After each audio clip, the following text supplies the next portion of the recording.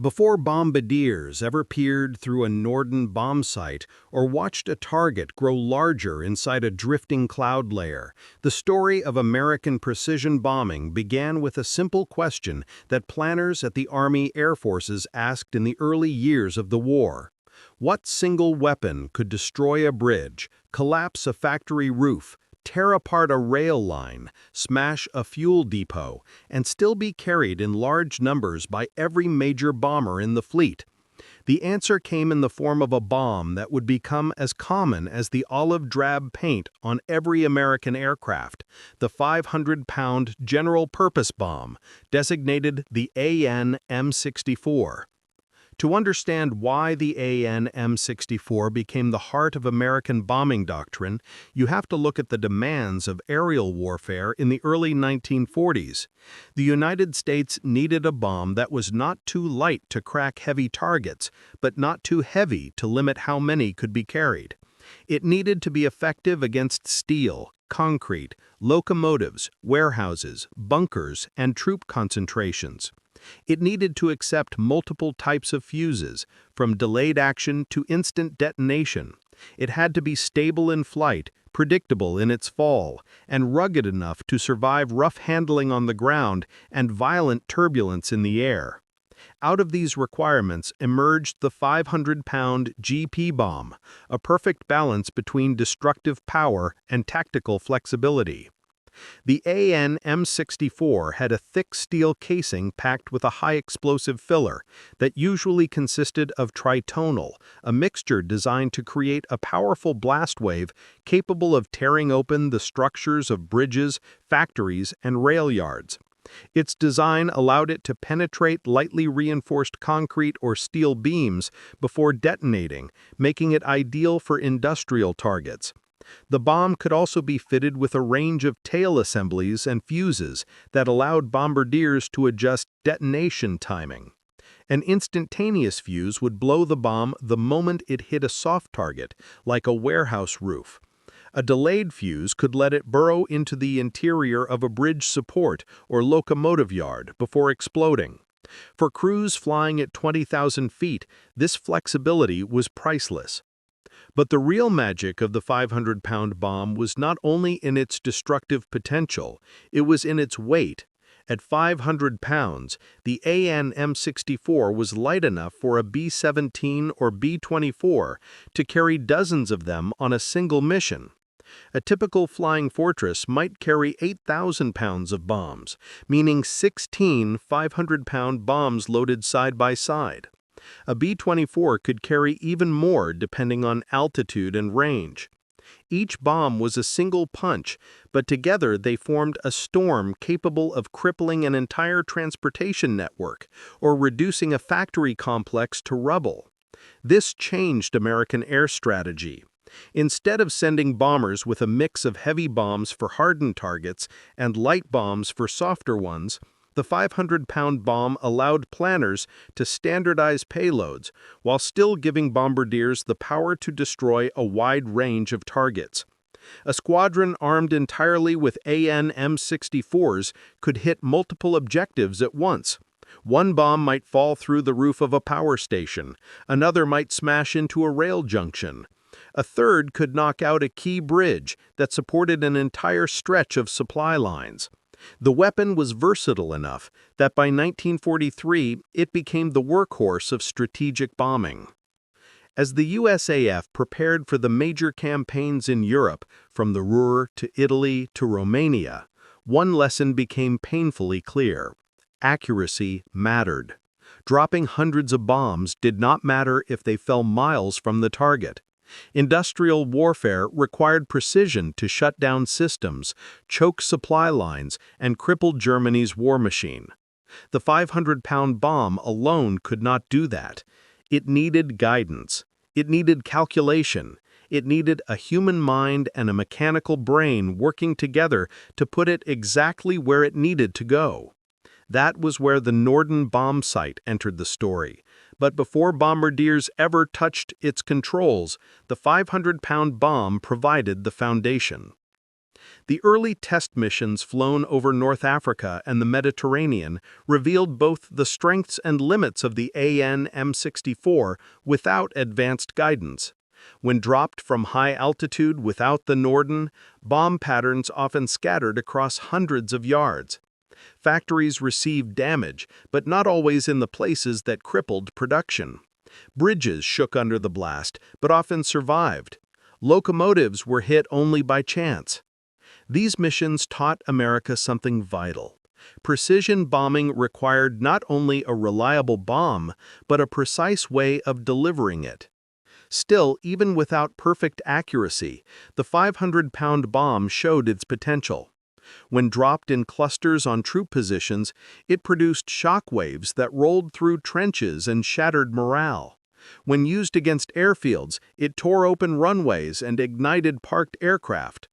When aimed at supply depots, a single bomb could trigger chain reactions that lit up the night sky for miles. The Air Force's brass took note. They realized that with the right targeting method, this bomb could become the sharpest blade in the arsenal. The design also made it ideal for long-range missions in difficult conditions. Its aerodynamic shape gave bombardiers a predictable flight path to calculate. Its toughness meant it could handle cold temperatures at high altitudes. Its modular construction allowed crews to prepare specific fuse combinations for every type of target along Germany's industrial spine. The result was a weapon that did not need to be specialized because it could be customized. It was the blueprint for the kind of air war America intended to fight. As American factories ramped up production, the AN-M64 flowed into depots by the thousands. They were stacked in rows like metallic barrels of potential energy, waiting to be unleashed. On airfields in England and Italy, ground crews rolled them across concrete pads and lifted them into bomb bays using hydraulic hoists. The process became a rhythm of the war. Load the bombs, check the fuses, secure the arming wires, lock the bay doors. The aircraft would taxi out, engines roaring, and rise into the clouds, carrying the same 500-pound weapons that crews had come to trust mission after mission. Part 1 ends not with an explosion, but with the image of a quiet English airfield at dawn. A row of B-17s sits waiting in the mist. Ground crews move between them, hoisting dark green 500-pound bombs into open bomb bays. The metal gleams under the muted light. Bombardiers stand nearby, watching, knowing that in a few hours they will be staring through the glass nose of the aircraft, guiding these weapons toward targets deep inside Germany. The 500-pound bomb has become more than a piece of steel and explosive. It is the cornerstone of a new kind of air war, one that will soon push the boundaries of what human skill and mechanical precision can achieve. Before the first 500-pound bomb ever dropped onto a bridge in Italy or a rail yard in the Ruhr, American bombardiers had to master a device so advanced for its time that crews spoke of it with a sense of reverence. It was not radar, not electronics, not magic. It was a mechanical computer built from gears, gyros, lenses, and bearings, all calibrated with such precision that it could calculate the exact point in space where a bomb had to be released to fall onto a target miles below. This device was the Norden bomb sight, the tool that transformed the 500-pound AN-M64 bomb from a blunt instrument into a scalpel that could slice apart Germany's war machine from 6 miles in the sky.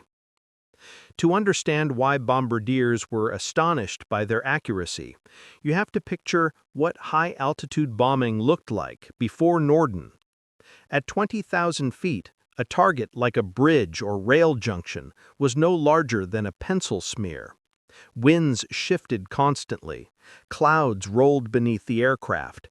Airspeed fluctuated as the bomber bounced through turbulence. Every variable affected the bomb's fall. Without guidance, bombs scattered widely across the landscape. Precision meant little. Gravity did the aiming. Hope did the rest. The Norden bomb sight changed that. It allowed a bombardier to measure wind drift, airspeed, ground speed, altitude, and target angle, then compute the exact moment when bombs should be dropped. The device contained a gyro-stabilized platform that kept it steady even when the bomber vibrated violently. The bombardier looked through a telescope, adjusted crosshairs, tracked the target, and fed measurements into the mechanical brain. The bomb sight took over the calculations. In the final moments of the bomb run, it even controlled the aircraft itself through the autopilot system called the Stabilized Bombing Approach Equipment. For those crucial seconds, the bombardier flew the bomber. For a young crewman sitting in the glass nose of a B-17 or B-24, this felt like science fiction. During training, instructors told them the Norden could place a bomb into a pickle barrel from 20,000 feet. While this was an exaggeration, it was not far from the truth under ideal conditions. The real tests showed that trained bombardiers could land bombs within 100 feet of the aiming point. That level of accuracy in a world war defined by chaos and uncertainty felt almost unreal. Training with the Norden became a ritual. Bombardiers practiced on mock targets painted on airfields, then on moving platforms simulating enemy positions. They learned to judge wind by the drift of dust on the ground far below. They memorized the rhythm of adjusting knobs, turning cranks, and watching crosshairs settle smoothly onto the aim point. They practiced until every motion became instinct. Flight instructors emphasized that the bomb sight was only as good as the man behind it. A perfectly calibrated Norden meant nothing if the bombardier panicked or rushed. Precision required calm, discipline, and trust in the machine. The 500-pound bomb was the perfect companion for the Norden. Its aerodynamic stability meant the bomb sight could accurately predict its fall. Its weight matched the calculations built into the bomb sight's internal tables. Its shape produced predictable drag. Every variable the Norden measured aligned with the bomb that crews would most often carry. When combined, the two systems created a level of accuracy that no other air force in the world could achieve at that time. The Norden was so secret that bombardiers were ordered to destroy it with grenades if their aircraft crash-landed behind enemy lines. They signed documents stating they would protect the device with their lives. Guards stood watch over bomb sight storage rooms on Allied bases. Technicians handled the equipment with white gloves, adjusting its gears with micrometer tools. Every part of the device, from the gyroscope to the optical assembly, was treated with almost ceremonial care. The Army Air Forces believed it was one of the keys to winning the war, and bombardiers agreed. Once airborne, the ritual of using the Norden began long before reaching the target. The bombardier opened the bomb bay doors, pulled back a curtain in the nose compartment, and positioned himself at the device. He adjusted the gyros, cleaned the lens, and checked the shutters. He calibrated the bomb sight for the specific load of AN-M64 bombs inside the aircraft. He input altitude from the altimeter. He measured ground speed using a drift meter. Everything had to be exact. Then came the bomb run. The pilot turned control of the aircraft over to the bombardier. The bomber leveled out. The engines droned in a steady rhythm. The crew fell silent, except for the bombardier's voice in the intercom. Through the bomb sight, the world narrowed to a single point, the target drifting into the crosshairs. Clouds floated by like curtains. Flak bursts blossomed around the formation, shaking the aircraft. But the bombardier kept his eye fixed, hands moving on the controls, trusting the machine to do the math. Inside the Norden, gears spun and gyros hummed. The bomb sight calculated wind drift, corrected for airspeed, and predicted the exact path the bombs would follow. As the bomber approached the release point, the bombardier watched the crosshairs slowly settle onto the target. He waited. He held his breath. And when the moment arrived, the bomb sight triggered the release mechanism automatically. The aircraft bucked gently as 16 500-pound bombs dropped from the bay at once. The bombardier lifted his head, exhaled, and watched the bombs fall. From 6 miles up, they looked like silver seeds drifting toward the earth. The granaries of the Ruhr, the bridges of Italy, the rail yards of Austria, these targets were suddenly within reach with a level of accuracy that American crews had only dreamed of before the war. Part 2 ends with the image of a bombardier leaning back from the Norden as the bombs vanish into the clouds below.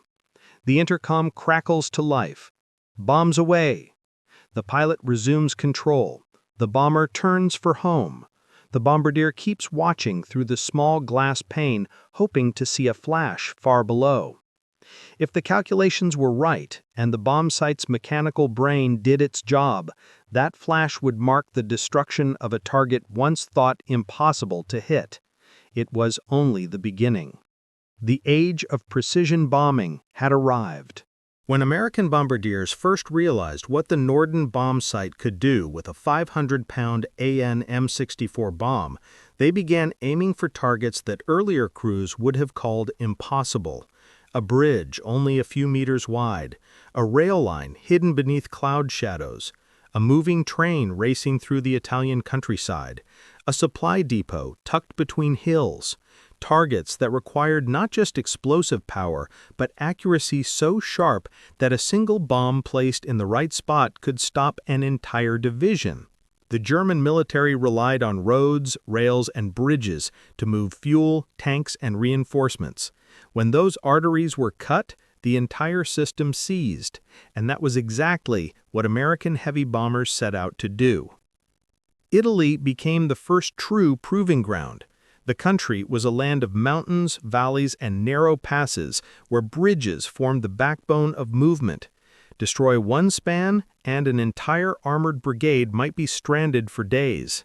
Beginning in 1943, B-17 and B-24 crews launched mission after mission targeting these lifelines. The challenge was enormous. A bridge viewed from 20,000 feet looked like a thin line scratched across a landscape of stone and water. Turbulence buffeted the aircraft. Flak bursts blackened the sky. Enemy fighters often circled below. Yet bombardiers kept their eyes fixed on the crosshairs. The results shocked German field commanders. Bridges at Florence, Orvieto, and Pisa that the Germans believed too narrow and too well defended were struck with pinpoint accuracy. One bombardier described watching 3 bombs drop in a perfect row across a bridge no wider than a farmhouse roof. The first bomb blew open the roadway. The second shattered the structural supports.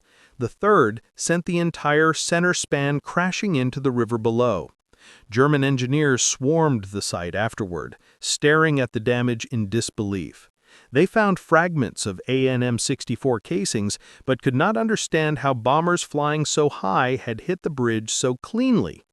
Rail lines suffered a similar fate. Italy depended on trains to move fuel and ammunition from the north to the front lines.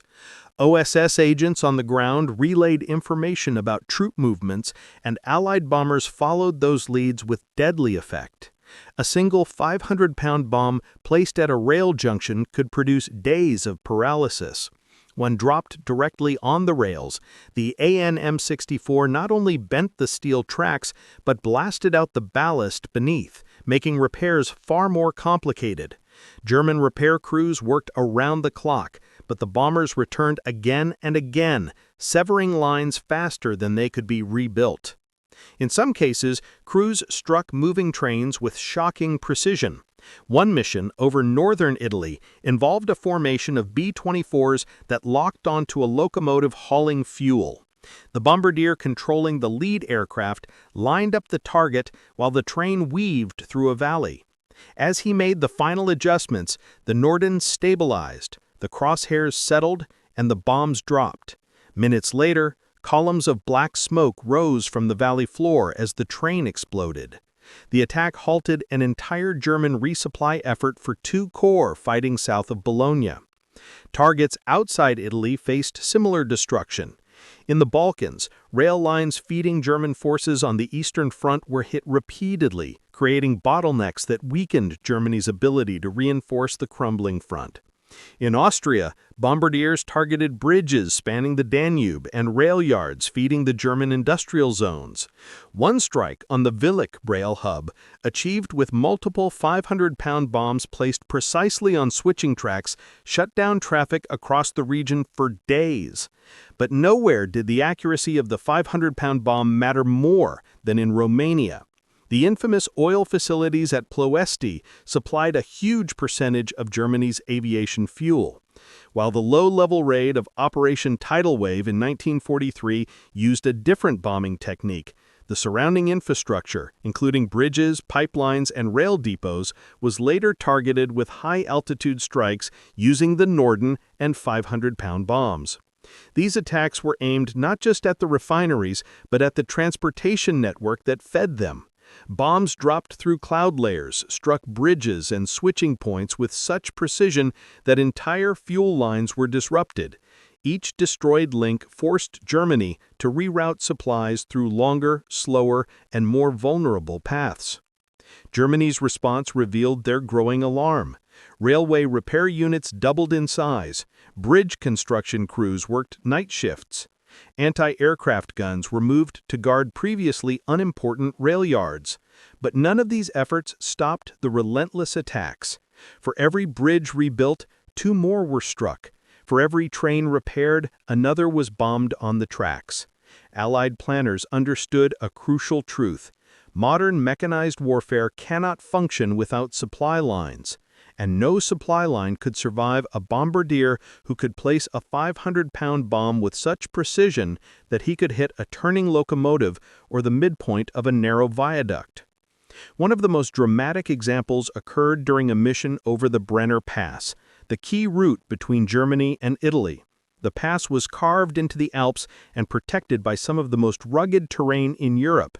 German commanders believed the route was safe because the narrow rail lines seemed almost impossible to hit from high altitude.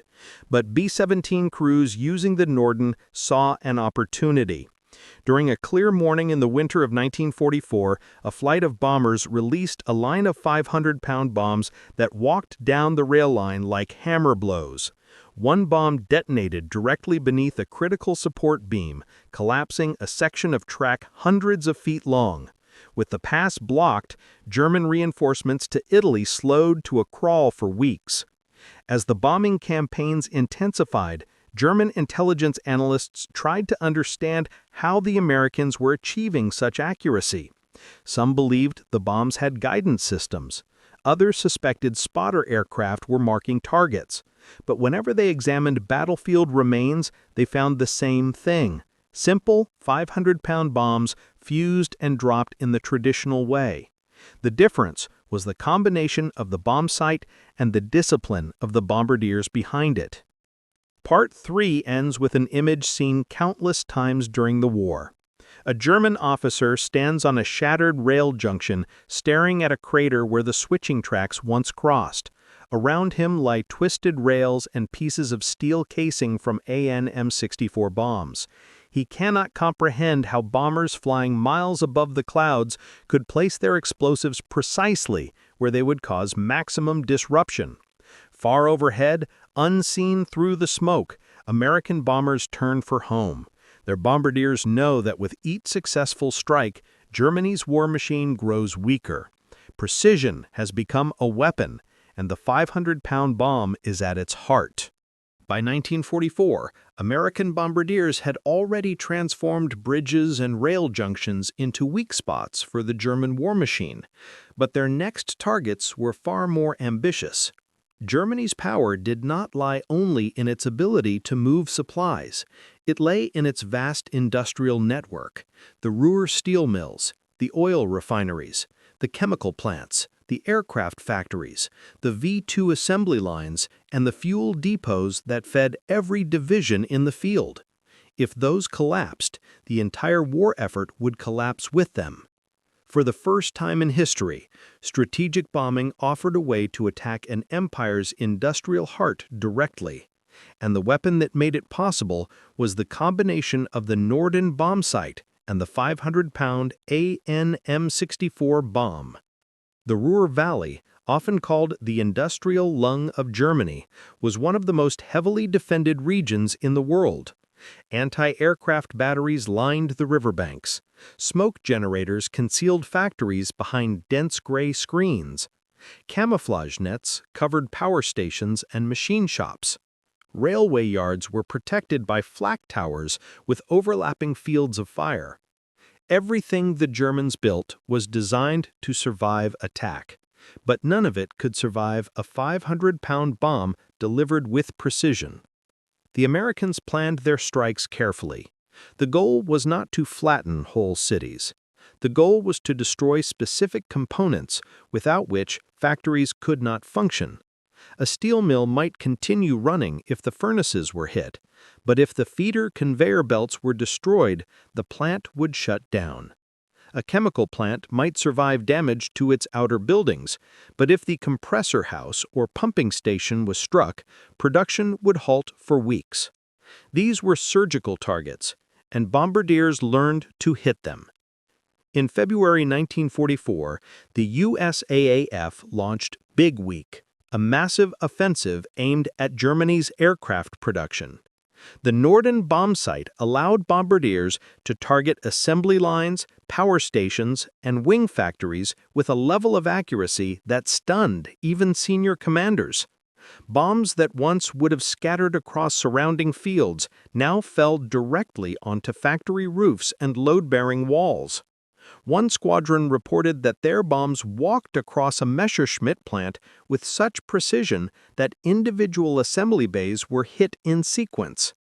The 500-pound AN-M64 was ideal for these missions. Its blast radius was wide enough to damage multiple segments of a facility, but small enough to avoid wasting explosive force on empty ground. Its casing penetrated light industrial structures before detonating, maximizing damage to machinery.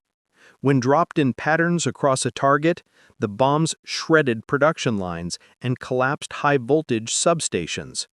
Germany's aircraft production sank rapidly in the months that followed.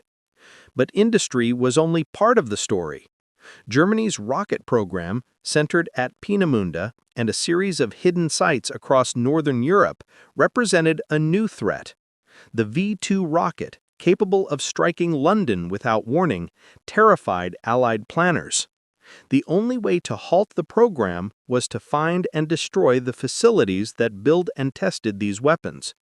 Intelligence from the OSS and the British SOE pinpointed key sites, and American bombers followed. The challenge was enormous.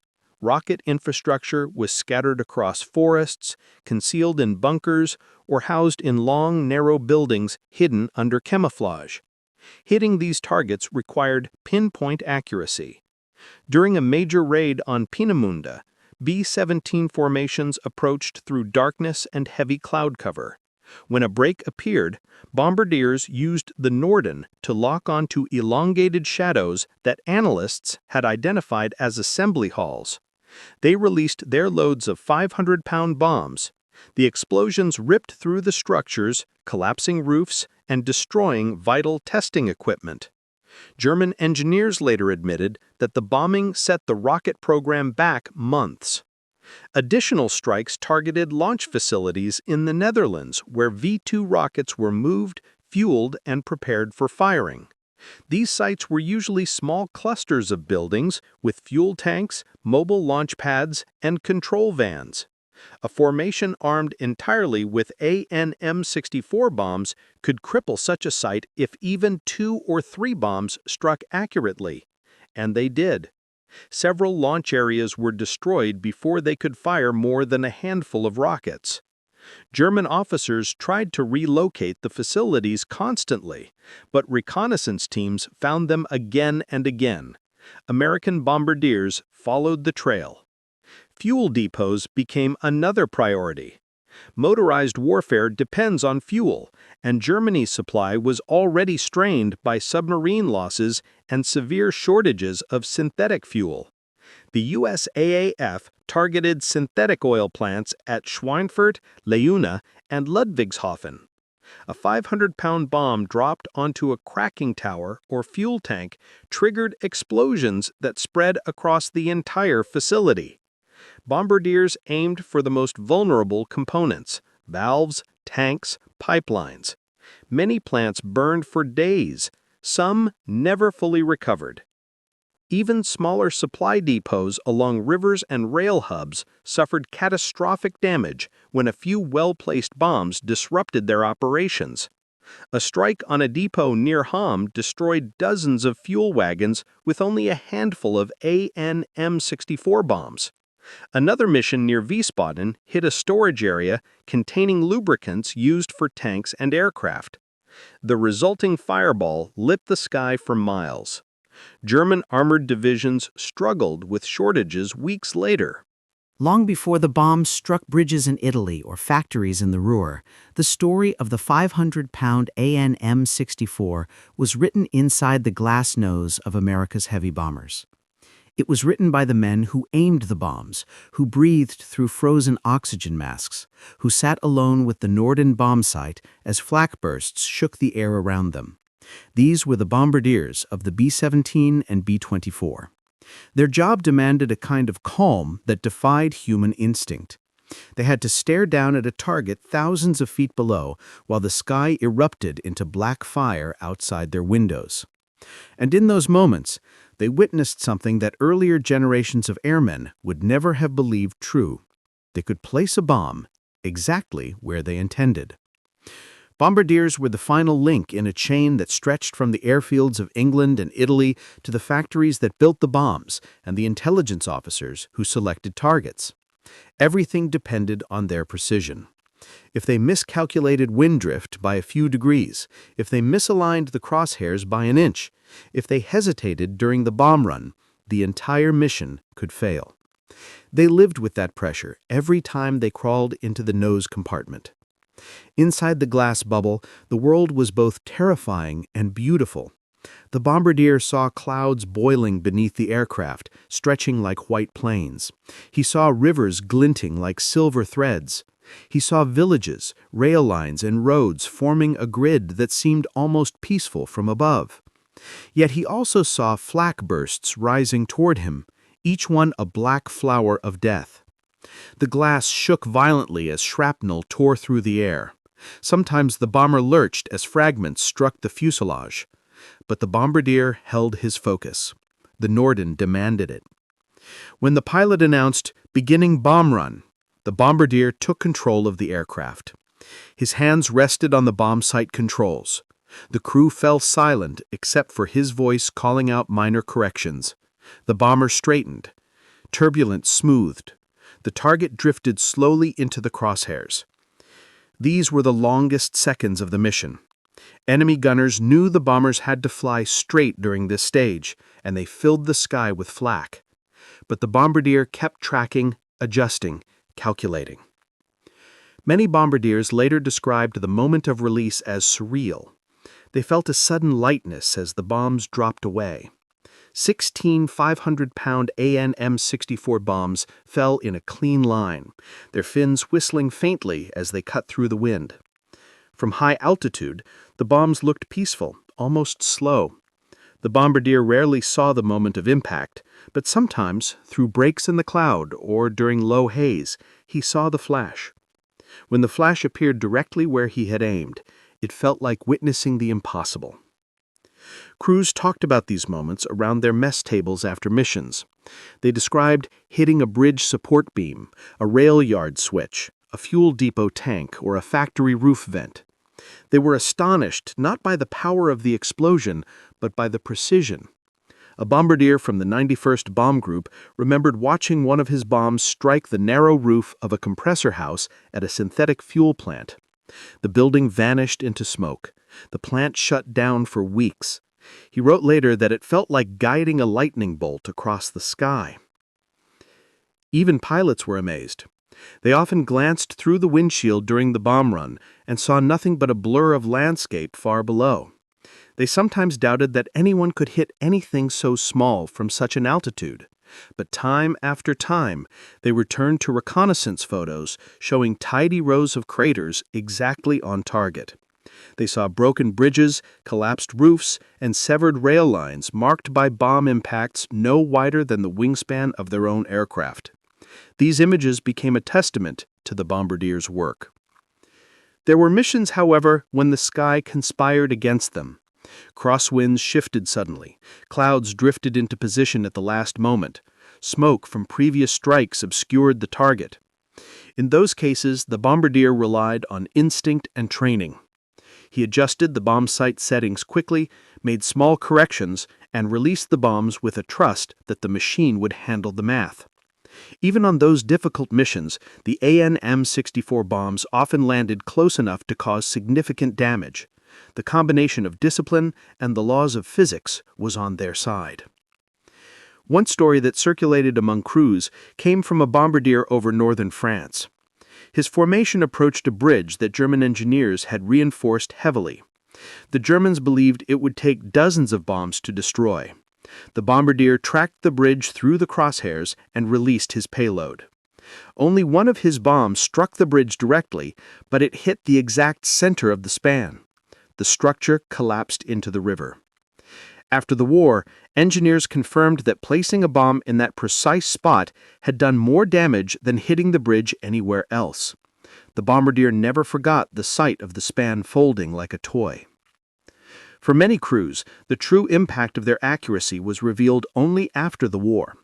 They saw photographs of the wrecked Ploesti supply bridges, the shattered Ruhr factories, the collapsed rail networks, and the abandoned V2 sites.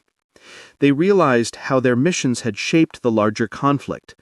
Bombardiers who once believed they were only a small piece of the war came to understand that their precision helped cut the arteries that fed Germany's armies. Yet for all the destruction they caused, bombardiers often spoke with humility. They knew what their bombs meant. They understood the cost. But they also knew that their accuracy sometimes saved lives by ending battles sooner and disrupting German movements before enemy units reached the front. Part 5 ends with the image of a lone bombardier standing beside his B-17 on an English airfield after a mission. The sun is setting. The ground crew rolls a fresh line of 500-pound bombs toward the aircraft. The bombardier rests his hand on the glass nose, knowing he will soon sit there again, guiding steel and explosive through wind, flak, and cloud toward a target he can barely see. He does not think of destruction. He thinks of precision, of discipline, of doing his job so his crew can return home alive. And above him, the sky grows quiet, preparing for the next mission that will carry the weight of countless decisions, each delivered with a bomb that has reshaped the very meaning of accuracy in war.